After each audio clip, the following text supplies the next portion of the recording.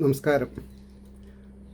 ശ്രീമദ് ഭാഗവതം മൂലം പ്രഭാഷണം ഭാഗം 234 234.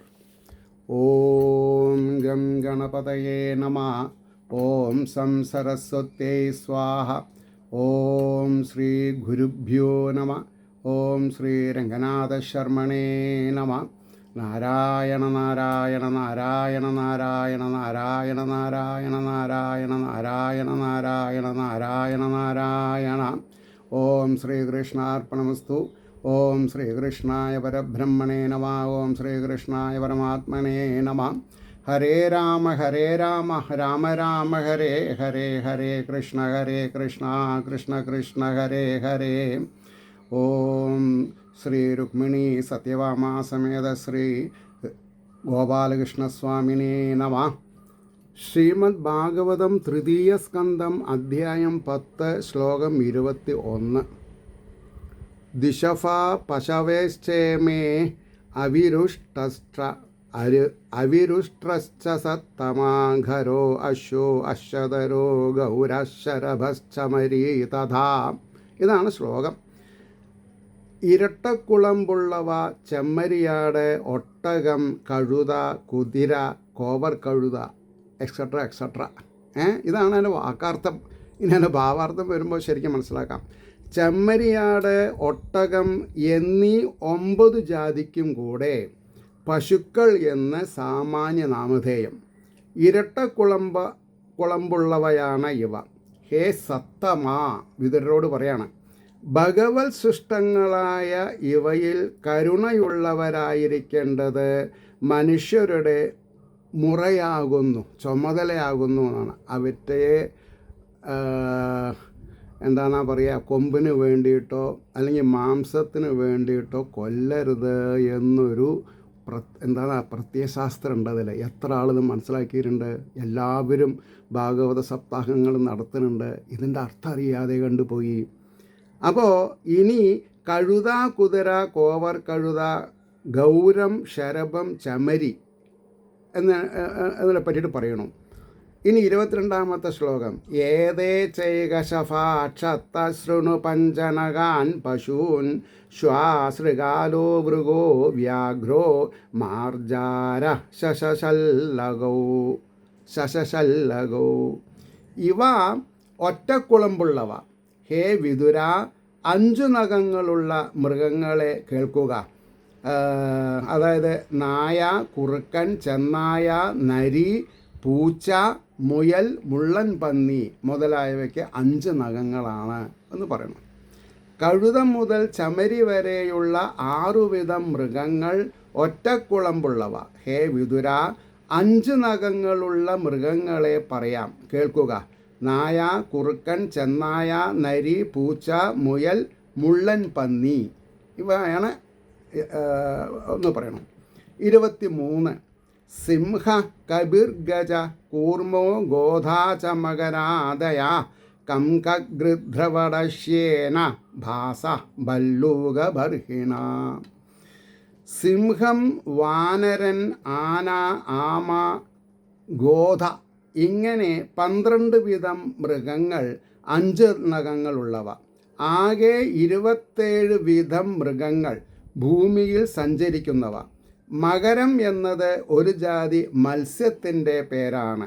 ഈ ജാതിയിൽപ്പെട്ട ജലചരങ്ങൾ കംകം, ഗിദ്രം, വടം, ശേനം, ഭാസം, ഭല്ലൂകം, ബർഹി എന്നിവ ഭൂമിയിൽ സഞ്ചരിക്കുന്ന പക്ഷികൾ. ഇവയെ ഭൂസഞ്ചാരമാകുന്ന സാധാരണ ധർമ്മത്തെ ആസ്പദമാക്കിയിട്ട് ഒരു ജാതിയായി ഗണിച്ചു. ഇങ്ങനെ 28 വീതം പ്രാണികളെ തിര്യക് വർഗത്തിൽ ഉൾപ്പെടുത്തി. ഇത് ഒരു സയൻറ്റിഫിക്കലി പ്രൂവൺ തിയറിയാണ്. ഇത് ഈ പറയുന്ന ജീവജാലങ്ങളെ നിങ്ങൾ എക്സാമിൻ ചെയ്താൽ ഇതൊരു വാസ്തവികതയായിട്ട് നിങ്ങൾക്ക് മനസ്സിലാവും. അതുകൊണ്ടാണ് പറഞ്ഞത് ഭാഗവതം എന്നുള്ളത് ഒരു science as well as mathematics as well as social studies, human nature, ഇങ്ങനെ എന്തിനൊക്കെയാണ് പിന്നെ അർത്ഥവത്താക്കിയിട്ടുള്ളത് എന്ന് പറയാൻ വയ്യ. എല്ലാറ്റിനെയും അതുകൊണ്ടാണ് പറഞ്ഞത്, വ്യക്തിഗതമായിട്ടൊരു മനുഷ്യൻ്റെ ഉന്നമനാണ് ഭാഗവതം ഉദ്ദേശിച്ചിട്ടുള്ളത്. അല്ലാണ്ട് സെമറ്റിക് മതങ്ങളെ പോലെ ഒന്നായിട്ട് ഇരുത്തിയിട്ട് പറഞ്ഞു കൊടുക്കാനുള്ളതല്ല.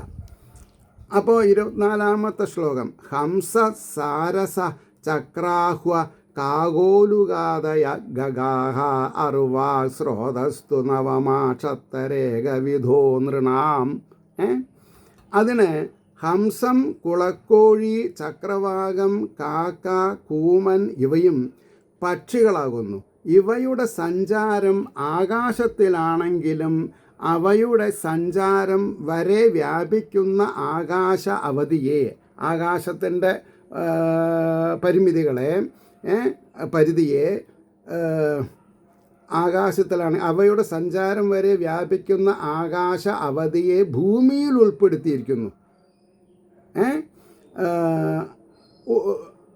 ഉൾപ്പെടുത്തിയിരിക്കുന്നത് കൊണ്ടാണ് ഭൂമിയിൽ സഞ്ചരിക്കുന്നവയെന്ന് മുകളിൽ പറഞ്ഞത്. അപ്പോൾ ഔറാങ് ശ്രോത്രതു, താഴത്തേക്ക് ആഹാരരസം ഒഴുക്കുന്നതായ മനുഷ്യരുടെ സൃഷ്ടി. 9-ാമത്തേത് ഹേ വിതുര, ഒരേ വിധം എന്നൊക്കെ പറഞ്ഞു. അതിൽ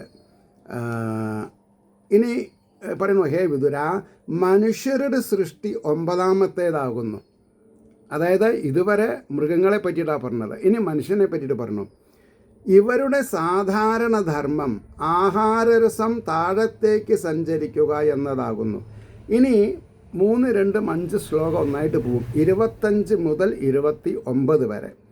രജോ അധികാ കർമ്മപരാ ദുഃഖേ ജസുഖമാനിന വൈകൃതാസ്ത്രയ ഏവൈതേ ദേവസർഗശ്ച സത്തമാം വൈകാരികസ്തുയ പ്രോക്ത കൗമാരസ്തു ഭയാത്മക ദേവസർഗശ്ച അഷ്ടവിധോ വിബുധാ പിതരോ അസുരാം ഗന്ധർവ അപ്സരസാ സിദ്ധായക്ഷരക്ഷാംസി ചാരണാം ഭൂതപ്രേതപിശാചാശ്ച വിദ്യാദ്രാ കിന്നരാദയാം ദശൈതേ വിദുരാഖ്യാതാ സർഗാസ്തേ വിശ്വസൃകൃതാ അതപരം പ്രവക്ഷ്യാമി വംശാൻ മന്വന്തരാണി ചാം ഏവം രജപ്ലുത സ്രഷ്ടാ കൽപ്പാദിഷ്വാത്മഭൂർഹരി സൃജത്യമോഘസങ്കൽപ്പ ആത്മൈവാത്മാനമാത്മന. ഇതാണ് ശ്ലോകം.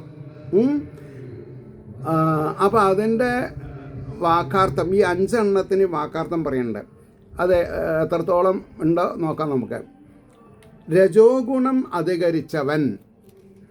അധികരിച്ചവർ, കർമ്മം ചെയ്യുവാൻ താൽപ്പര്യമുള്ളവർ, ദുഃഖത്തിലും സുഖമെന്ന് കരുതുന്നവർ, ഈ 3 വികൃത സൃഷ്ടികൾ ഉൾപ്പെടുന്നവർ. സാത്വിക സർഗമാർഗട്ടെ യാതൊന്ന് മുമ്പ് പറയപ്പെട്ടു. സനൽകുമാരാദി സർഗമാകട്ടെ പ്രാകൃതം വൈകൃതം എന്ന 2ൻ്റെയും സംബന്ധമുള്ളത്. ദേവസർഗവും 8 വിധം അല്ലയോ വിതുര, ഈ 10ഉം ബ്രഹ്മാവിനാൽ ചെയ്യപ്പെടുന്ന സൃഷ്ടികൾ അങ്ങയോട് പറയപ്പെട്ടു എന്ന് പറഞ്ഞു. മാത്രമല്ല ഇനിമേൽ വംശങ്ങളുടെയും മന്വന്തരങ്ങളെയും ഞാൻ വിസ്തരിച്ചു പറയാം. ഇപ്രകാരം വിഷ്ണു രജോ ഗുണത്താൽ വ്യാപ്തനായിട്ട് തന്നിൽ നിന്നുണ്ടായ ബ്രഹ്മസ്വരൂപനായിട്ട് കൽപ്പാദികളിൽ സത്യസങ്കൽപ്പനായ പരമാത്മാവ് തന്നെ താനാകുന്ന ഉപദാനദ്രവ്യത്താൽ തന്നെ സൃഷ്ടിക്കുന്നു. തന്നെ സൃഷ്ടിക്കുക എന്ന് പറഞ്ഞാൽ എന്താ മനസ്സിലായില്ലോ? ഇത് വലിയൊരു ഒരു വേദാന്തപരമായിട്ടുള്ള കാര്യമാണത്. തന്നെ എന്ന് പറഞ്ഞാൽ ഭഗവാൻ തന്നെയാണ് പലതായി തീർന്നത് എന്നുള്ളതാണ്. അതായത് ശ്രേഷ്ഠമായിട്ടും ഹീനമായിട്ടുള്ളതൊക്കെ ഭഗവാനാണ്. ഇതാണ് നമ്മൾ മനസ്സിലാക്കേണ്ടത്. ഇനി തമാശ എന്താ വിചാരിച്ചാൽ, ഈ ഒരു 5 ശ്ലോകം കൊണ്ട് ഈ 9-ാമത്തെ അധ്യായം കഴിയാണ്. ഇനി ഇതിൻ്റെ ഭാവാർത്ഥം കഴിഞ്ഞാൽ 9-ാമത്തെ അധ്യായം കഴിഞ്ഞു. അപ്പോൾ എന്താ ഭാവാർത്ഥം? മനുഷ്യരുടെ സാധാരണ ധർമ്മം പറയുന്നു. രജോ ഗുണം അധികരിച്ചവരായതിനാൽ കർമ്മതൽപരന്മാരും, അതായത് കർമ്മം ചെയ്യുക, കർമ്മം ചെയ്യുക, കർമ്മം കൊണ്ടൊക്കെ ഉണ്ടാവും എന്ന് വിചാരിക്കണം. അത് തെറ്റാണ്. ഇനി നിവൃത്തിമാർഗതൽപരന്മാരാവാൻ ശ്രമിക്കണം. അപ്പോൾ ദുഃഖത്തിൽ കൂടെ സുഖമാണെന്ന് അഭിമാനിക്കുന്നവരുമാകുന്നു. ദുഃഖത്തിൽ കൂടെ സുഖമാണെന്ന് അഭിമാനിക്കുന്നവരുമാകുന്നു. ഇപ്പോൾ പറഞ്ഞ 3 വിധ സർഗവും വൈകൃത സർഗമാകുന്നു. ദേവസർഗവും വൈകൃതം തന്നെ. സനൽകുമാരാദി സർഗം പ്രാകൃതവും വൈകൃതവും കൂടിച്ചേർന്നതാകയാൽ ഉഭയാത്മകം എന്ന് പറയും അതിന്. ദേവസർഗം 8 വിധം. 1 വിവിധന്മാരെ, പിതൃക്കളെ, അസുരന്മാരെ, ഗന്ധർവന്മാരെ, അപ്സരസ്സുകളെ, രക്ഷസ്സുകളെ, ഭൂതപ്രേത പിശാചുക്കളെ, സിദ്ധചാരണ വിദ്യാധരന്മാരെ, കിന്നരന്മാരെ, കിംപുരുഷൻ, ഇങ്ങനെ 8 വിധ സർഗങ്ങൾ ദേവസർഗത്തിൽ ഉൾപ്പെടുത്തിയിരിക്കുന്നു. ഹേ വിതുര, ഈ 10 വിധ സൃഷ്ടികളും ബ്രഹ്മാവിനാൽ ചെയ്യപ്പെടുന്നവ നന്നോട് പറഞ്ഞു. ഇനിമേൽ വംശങ്ങളെയും മന്വന്തരങ്ങളെയും പറയാം. ഇപ്രകാരം ശ്രീഹരി ഏകൻ സ്വേച്ഛയാ സ്വന്തം ഇഷ്ടം കൊണ്ട് രജോ ഗുണത്തെ അംഗീകരിച്ചിട്ട് കൽപ്പാദിയിൽ ബ്രഹ്മാവായി ഭവിച്ചിട്ട് താനാകുന്ന ഉപദാന നിമിത്ത കാരണങ്ങളോടുകൂടിയവനായിട്ട് ലീലയാൽ തന്നെ ബഹുരൂപമാക്കി തീർത്തിരിക്കുന്നു. തന്നെ ഇത് മനസ്സിലാക്കിയാൽ നമ്മൾ രക്ഷപ്പെട്ടു. താനാകുന്ന ഉപദാന നിമിത്ത കാരണങ്ങളോടുകൂടിയവനായിട്ട് ലീലയാൽ തന്നെ ബഹുരൂപമാക്കി. അപ്പോൾ എല്ലാ രൂപങ്ങളും ഈശ്വരൻ്റേതാണ്. നമ്മൾക്ക് ആരെയും വധിക്കാൻ വധിക്കാൻ പാടില്ല. അത് ധർമ്മത്തിനെതിരാണ് എന്നുള്ളത് സഹോദരി സഹോദരന്മാർ നിങ്ങൾ മനസ്സിലാക്കിയാൽ എൻ്റെ എഫേർട്സ് ഫലവത്തായി എന്ന് ഞാൻ പറയും.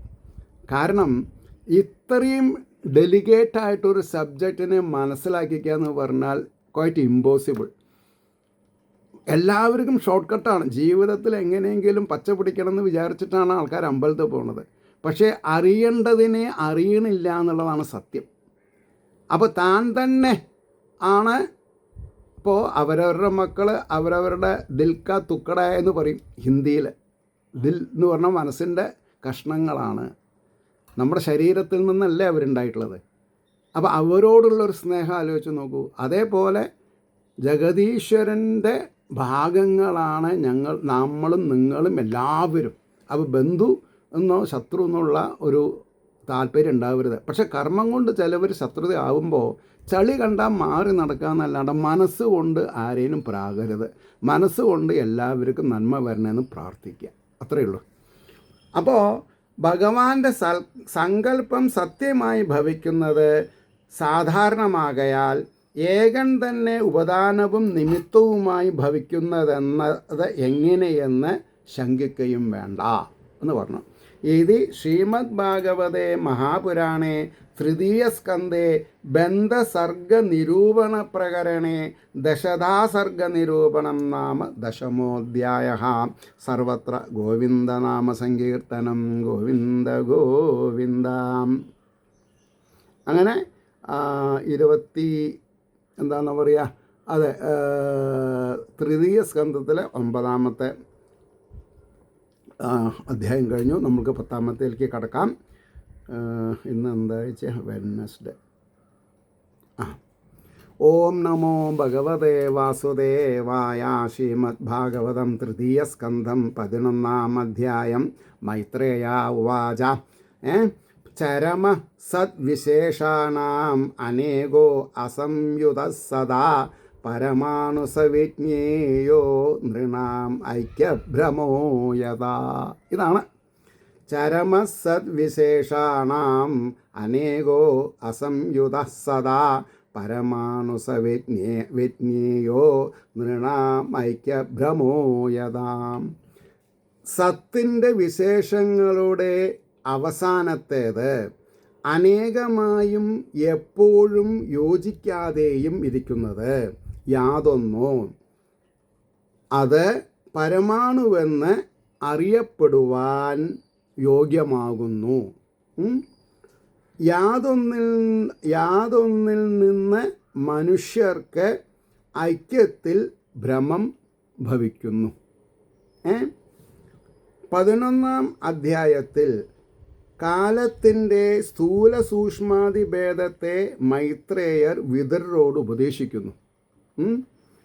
കാലത്താൽ പരിച്ഛേദിപ്പാൻ യോഗ്യമായ വസ്തുവിൻ്റെ സൂക്ഷ്മതയെയും സ്ഥൂലതയെയും ആദ്യമായി നിരൂപണം ചെയ്യുവാൻ വേണ്ടി എല്ലാ പദാർത്ഥങ്ങളിലും അവയവരൂപേണ സ്ഥിതി ചെയ്യുന്ന പരമാണുവിൻ്റെ ലക്ഷണം പറയുന്നു. കാര്യരൂപേണ കാണപ്പെടുന്ന സകല വസ്തുക്കളിലും അംശങ്ങളായി കാണപ്പെടുന്നവയും വിഭജിപ്പാൻ കഴിയാത്ത വിധത്തിൽ അത്ര സൂക്ഷ്മമായി വിഭജിക്കപ്പെട്ടുമിരിക്കുന്ന അവസാനാംശം യാതൊന്നോ അത് അനേകമാണെങ്കിലും തമ്മിൽ യോജിക്കാതെയിരിക്കുമ്പോൾ കാര്യത്തെ ജനിപ്പിക്കുവാൻ അസമർത്ഥമായിരുന്നു. ആ സൂക്ഷ്മവസ്തുവിന് പരമാണുവെന്ന് പേർ പറയപ്പെടുന്നു. അതിൻ്റെ അന്യോന്യ സംയോഗം നിമിത്തമാണ് കാര്യോൽപത്തി, കാരണത്തിൽ നിന്ന് കാര്യം. അതുകൊണ്ട് ജനങ്ങൾക്ക് എല്ലാ വസ്തുക്കളിലും വിഭജിക്കപ്പെടാവുന്ന അവയവം ഉണ്ടെന്നുള്ള ബോധമുണ്ടാകുന്നു. അതായത് എല്ലാ വസ്തുക്കളിലും വിഭജിക്കപ്പെടാവുന്ന അവയവം ഉണ്ടെന്ന് ബോധ്യമാകുന്നു. പദാർത്ഥങ്ങളെല്ലാം അവയവികൾ, അവയിലെ അവയവങ്ങൾ പരമാണുക്കൾ. പരമാണു വിഭജിപ്പാൻ കഴിയാത്ത വിധം അതാണ് സത്യം. പരമാണുവിനെ വിഭജിക്കാൻ പറ്റില്ല, കഴിയാത്ത വിധം അത്ര സൂക്ഷ്മമായിരിക്കയാൽ അതുതന്നെ പദാർത്ഥങ്ങളുടെ അവസാനത്തെ വിഭവ വസ്തു. എന്നിട്ട് രണ്ടാമത്തെ ശ്ലോകം പറയുന്നു, സദ ഏവ പദാർത്ഥസ്യ സ്വരൂപാവസ്ഥിതസ്യ യത് കൈവല്യം പരമമഹാൻ അവിശേഷോ നിരന്തര. ഇതാണ് ശ്ലോകം. അതിൻ്റെ വാക്കാർത്ഥം, ആകൃതിയോടുകൂടെ നിലനിൽക്കുന്ന കാര്യരൂപമായ വസ്തുവിൻ്റെ കൈവല്യം അതായത് ഐക്യം യാതൊന്നോ വിശേഷമില്ലാത്തതും ഭേദമില്ലാത്തതുമായ അത് ഏറ്റവും മഹത്തായ സ്വരൂപത്തോടു കൂടിയതാണ് എന്ന് പറഞ്ഞു. ഇനി അതിൻ്റെ ഭാവാർത്ഥം പറയണു. സൂക്ഷ്മരൂപങ്ങളായ പരമാണുക്കൾ അനേകം യോജിക്കുമ്പോഴുണ്ടാകുന്ന വസ്തുക്കൾ തന്നെ ലോകത്തിൽ കാണപ്പെടുന്ന സകലവും കാര്യരൂപേണ കാണപ്പെടുന്നതും നാശത്തെ പ്രാപിക്കാതെ നിലനിൽക്കുന്നതുമായ ആകൃതികളുടെ ഐക്യം യാതൊന്നോ അതുതന്നെ ഈ കാണപ്പെടുന്ന പ്രപഞ്ചം. പരമാണുവാകുന്ന അവയവമായിട്ട് ഈ പ്രപഞ്ചത്തെ കാണുന്നതായാൽ ഇതിൽ വിശേഷമോ ഭേദമോ ഉണ്ടെന്ന് പറവാൻ അവകാശമില്ല. ജാതി, വ്യക്തി എന്ന ഭേദകൽപ്പന പരമാണുക്കളുടെ ഐക്യത നിമിത്തമുണ്ടാകുന്ന അവയവങ്ങളിൽ കാണപ്പെടുന്ന ഭേദത്താൽ കൽപ്പിക്കപ്പെട്ടതാകുന്നു. വസ്തുതയാ ഭേദമില്ല. ഇങ്ങനെ കാണപ്പെടുന്ന പ്രപഞ്ചം കാലപരിച്ഛേദ്യ വസ്തുവിൻ്റെ സ്ഥൂലരൂപം, പരമാണുവോ സൂക്ഷ്മരൂപം. മൊത്തത്തിലുള്ളത് സ്ഥൂലം, ഒന്ന് മൈന്യൂട്ടായിട്ടുള്ളത് വിഭജിക്കാൻ പറ്റാത്തത് സൂക്ഷ്മരൂപം. മൂന്നാമത്തെ ശ്ലോകം, ഏവം കാലോപ്യനുമിതാം സൗഷ്മ്യേ സ്ഥൗല്യേ ച സത്തമാ സംസ്ഥാനഭുക്ത്യാ ഭഗവാൻ അവ്യക്തോ വ്യക്തഭുക് വിഭൂ. ഹേ സത്തുക്കളിൽ ശ്രേഷ്ഠ, ഇപ്രകാരം കാലവും സൂക്ഷ്മഭാവത്തിലും സ്ഥൂലഭാവത്തിലും അനുമാനിക്കപ്പെട്ടിരിക്കുന്നു. ഭഗവാന്റെ ശക്തിസ്വരൂപവും അപ്രത്യക്ഷവും ആയ സമർത്ഥൻ അവയവഭുക്തി നിമിത്തം വ്യക്തത്തെ, അതായത് വിശ്വത്തെ ഭുജിക്കുന്നതാകുന്നു. അതായത് ഈ ലോകത്തിലുള്ള കാര്യങ്ങളെല്ലാം നമ്മൾ ഭുജിക്കുന്നത് സത്യം പറഞ്ഞിട്ടുണ്ടെങ്കിൽ. ഇനി അതിൻ്റെ ഭാവാർത്ഥം ശ്രദ്ധിക്കാം. കാലപരിച്ഛേദ്യ വസ്തുക്കളുടെ, കാലം കൊണ്ട് പരിച്ഛേദിക്കാൻ സാധിക്കുന്നവ സ്ഥൂല സൂക്ഷ്മ ഭാഗങ്ങളെ ആസ്പദമാക്കിയിട്ട് കാലത്തിലും സ്ഥൂല സൂക്ഷ്മഭാവങ്ങളുണ്ടെന്ന് അനുമാനിക്കപ്പെട്ടിരിക്കുന്നു. ഈ ഭേദജ്ഞാനം സ്ഥൂല ബുദ്ധികൾക്കുണ്ടാകയില്ല. അങ്ങ് സൂക്ഷ്മബുദ്ധിയുള്ളവനാകയാൽ അങ്ങയ്ക്ക് അറിവാൻ കഴിയും. സൂക്ഷ്മബുദ്ധി ഉള്ളവർക്ക് കാര്യങ്ങൾ പെട്ടെന്ന് മനസ്സിലാക്കാൻ പറ്റും, അല്ലാത്തവർക്ക് മനസ്സിലാക്കാൻ പറ്റില്ല എന്ന് ഹേ സത്തമ എന്ന സംബോധനത്താൽ സൂചിപ്പിച്ചിരിക്കുന്നു. ഹേ സത്തമനായ വിതുര, അപ്രത്യക്ഷമായിരിക്കുന്ന കാലം ഈശ്വരൻ്റെ ശക്തിയാകുന്ന സ്വരൂപത്തോടു കൂടിയാകയാൽ ഇന്ദ്രിയങ്ങൾക്ക് വിഷയമല്ല. കഴിഞ്ഞ കാലത്തെ പറ്റി എല്ലാവർക്കും ഓർമ്മിക്കാൻ പറ്റുമോ? ഇല്ല. സൂക്ഷ്മപരമായ പരമാണുവിൽ വ്യാപിക്കുന്ന രൂപത്തെ സൂക്ഷ്മമെന്നും മഹത്തായ പ്രപഞ്ചത്തെ വ്യാപിക്കുന്ന രൂപത്തെ സ്ഥൂലമെന്നും പറയുന്നു. പരമാണു മുതൽ പ്രപഞ്ചം വരെയുള്ള വസ്തുക്കളുടെ ഉൽപ്പത്തി സ്ഥിതി ലയങ്ങൾക്ക് കാരണം കാലമായിരിക്കുന്നതിനാൽ ഈശ്വരൻ്റെ ശക്തി തന്നെയാണ് കാലമെന്നുള്ള നാമത്താൽ പറയപ്പെടുന്നത്. ഈശ്വരനും കാലവും ഒന്നാണ്. ആ കാലം സർവത്തെയും സൃഷ്ടിച്ച് രക്ഷിച്ച് സംഹരിക്കുന്നതാകയാൽ സർവത്തിനും ശക്തിയുള്ളതുമാണ്. ആകുന്നു പറഞ്ഞു. നാലാമത്തെ ശ്ലോകം. സകാല പരമാണുർവേയോ ഭുക്തേ പരമാണുതാം തതോ വിശേഷഭൃഗ്യസ്തു സകാല പരമോ മഹാൻ. യാതൊന്ന് പരമാണുഭാവത്തെ ഭുജിക്കുന്നു.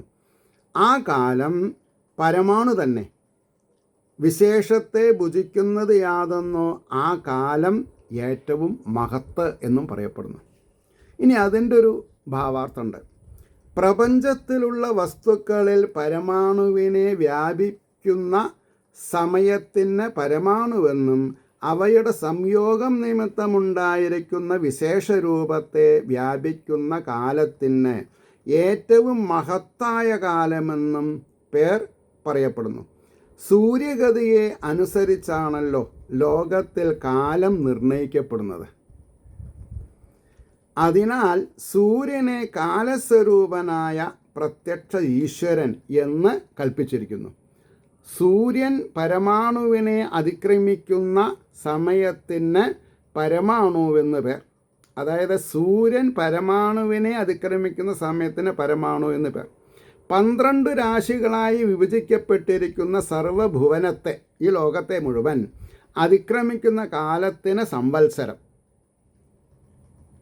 ഒരു വർഷം എന്ന് പേർ. ഇങ്ങനെയുള്ള സംവത്സരങ്ങൾ അനേകം കഴിയുന്നതിനെ മന്വന്തരങ്ങൾ, യുഗങ്ങൾ എന്നിങ്ങനെ ബഹുവിധ നാമങ്ങളെ കൊണ്ട് പറയണമെന്ന് പറഞ്ഞു. ഇനി 5-ാമത്തെ ശ്ലോകം.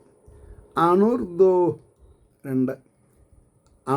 2 എന്നർത്ഥം. അണുർദോ പരമാണു സ്യാത്ര സരേണുസ്ത്രയ സ്മൃത ജാലാർക്കരശ്മ്യവഗത ഘമേവാനുപതൽപതന്നഗാത്. 2 പരമാണുക്കൾ അണുവാകുന്നു. 2 പരമാണുക്കൾ അണുവാകുന്നു. 3 പരമാണു 3 നിശ്ചയപ്പെട്ടിരിക്കുന്ന ജനലിൽ വ്യാപിക്കപ്പെടുന്ന സൂര്യകിരണത്താൽ അറിയപ്പെട്ടതായിട്ട് അവകാശത്തെ തന്നെ വ്യാപിക്കുന്നതായിട്ട് സഞ്ചരിക്കുന്നു. അതൊരു ടെക്നിക്കാലിറ്റിയാണ്. ഇനി അതിൻ്റെ ഒരു ഭാവാർത്ഥം നമുക്ക് ശ്രദ്ധിക്കാം. പരമാണുക്കൾ 2 ചേർന്നത് ഒരണു. അതിനെ വ്യാപിക്കുവാൻ സൂര്യന് വേണ്ടി വരുന്ന സമയത്തിന് അണുവെന്ന് പേർ. 3 പരമാണുക്കൾ ഒന്നായി ചേർന്നതിന് ത്രിസരേണു 3 എന്ന് പേർ. അതിനെ അതിക്രമിക്കുന്ന സമയത്തിന് ത്രിസരേണു സമയം എന്ന് പേർ.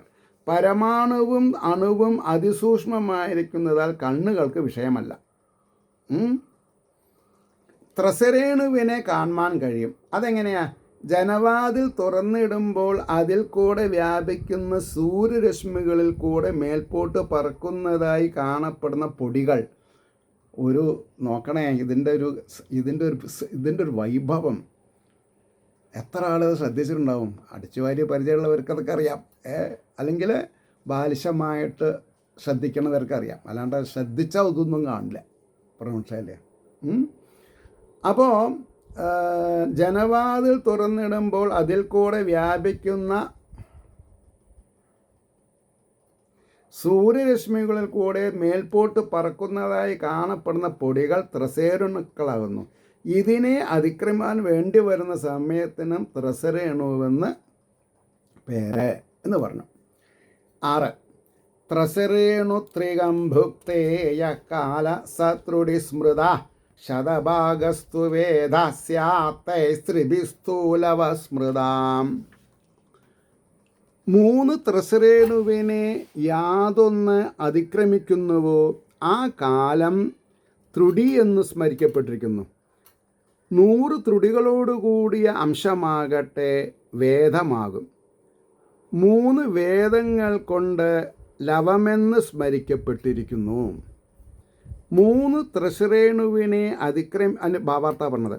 3 ത്രിസരേണുവിനെ അതിക്രമിപ്പാൻ വേണ്ടി വരുന്ന കാലത്തിന് തുടിയെന്നും 100 ത്രുടികളടങ്ങിയ കാലത്തിന് വേദമെന്നും 3 വേദങ്ങളടങ്ങിയ കാലത്തിന് ലവമെന്നും പറയുന്നു എന്ന് പറഞ്ഞു. ഒരു ടെക്നിക്കലിറ്റിയാണത്, പക്ഷേ അതറിയണം നമ്മൾ. 7. നിമേഷസ്ത്രിലവോജ്ഞേയ ആപ്നാതസ്തേ ത്രയക്ഷണാം ക്ഷണാൻ പഞ്ചവിദുഃഖാഷ്ടാം ലഘുതാം ദശപഞ്ചചാം. 3 ലവം അടങ്ങിയത് നിമേഷമാകുന്നുവെന്ന് അറിയപ്പെടുവാൻ യോഗ്യം. നിമേഷം 3 കൂടിയത് ക്ഷണം എന്ന് പറയുന്നു. 5 ക്ഷണങ്ങളെ കാഷ്ട എന്നറിയുന്നു. 15 കാഷ്ടകൾ ലഘുവെന്നും പറയും.